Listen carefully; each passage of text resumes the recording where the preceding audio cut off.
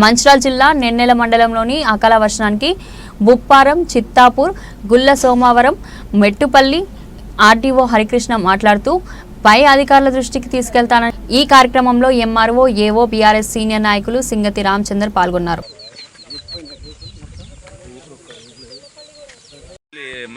డివిజన్లోని నెన్నెల గ్రామంలో అకాల వర్షం పడింది. ముఖ్యంగా నెన్నెల బొప్పారం, గుండ్ల సోమవారం, చిత్తాపూర్లో బాగా పంట నష్టం బాగా జరిగింది.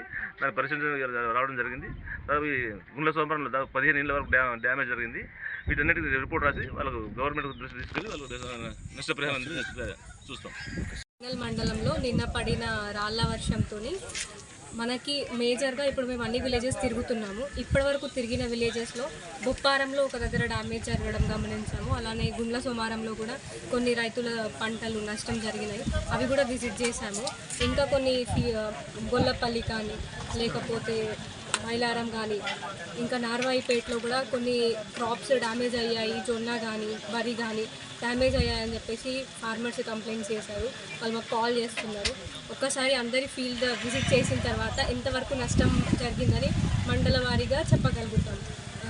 అంటే కాల్ చేసి ఒక ఎకరానికి 13 గుంటల కంటే ఎక్కువ డ్యామేజ్ అయితే మాత్రమే అది డ్యామేజ్లా పరిగణిస్తాము. సో మనం మొత్తం ఒకసారి తిరిగిన తర్వాత మాత్రమే చెప్పగలుగుతాం ఎంతవరకు డ్యామేజ్ అయింది అని. యాక్చువల్గా ఇప్పుడు మేము ఇంత నష్టం జరిగింది ఈ రైతుకి ఇన్ని ఎకరాలలో అని చెప్పేసి మాత్రమే మనం పంపించగలుగుతాము. తర్వాత గవర్నమెంట్ తీసుకునే డెసిషన్స్ బట్టి నష్టపరిహారం ఎలా వస్తుంది, ఎంత వస్తుందని చెప్పగలుగుతాం. ఇప్పుడే అయితే ఏం చెప్పలేదు. మేము జస్ట్ సర్వే ఈ 2 days అయితే మాకు సర్వేకి